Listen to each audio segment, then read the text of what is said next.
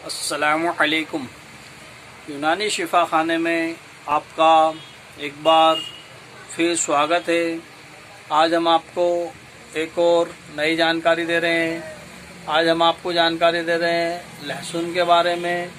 ये देखिए स्क्रीन पर लहसुन दिखाई दे रहा है। अब हम आपको इसका इस्तेमाल और फ़ायदे की जानकारी दे रहे हैं।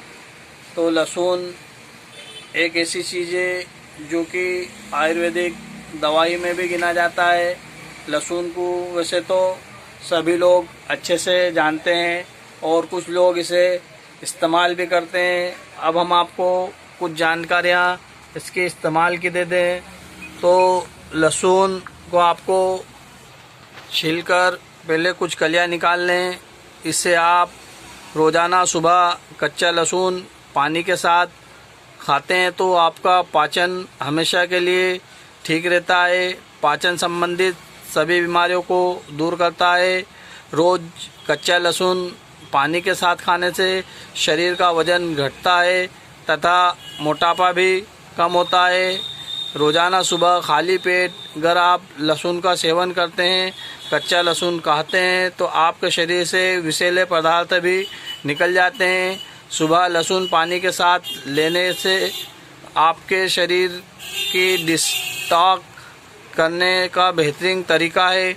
अगर आप रोज़ाना एक गिलास पानी के साथ कच्चा लहसुन खाते हैं तो आप कई प्रकार के कैंसर से, डिप्रेशन से और डायबिटीज़ से भी बच सकते हैं। रोज़ाना कच्चा लहसुन खाने से रक्त उपस्थित ग्लूकोज लेवल कम रहने में मदद मिलती है, जिसकी वजह से आपका शुगर लेवल नियंत्रण रहता है।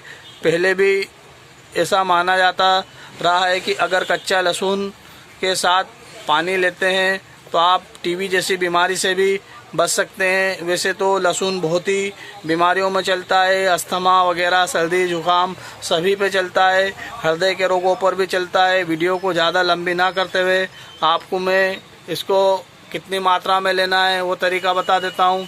तो आपको 1 से 4 कली तक आप लहसुन को ले सकते हैं। 5 ग्राम तक भी ले सकते हैं, 1 से 5 कली भी कर सकते हैं। पर पहले आप 1 कली से शुरू करिए। रोज़ाना खाली पेट 1 लहसुन की कली खाइए और 1 गिलास पानी पीजिए।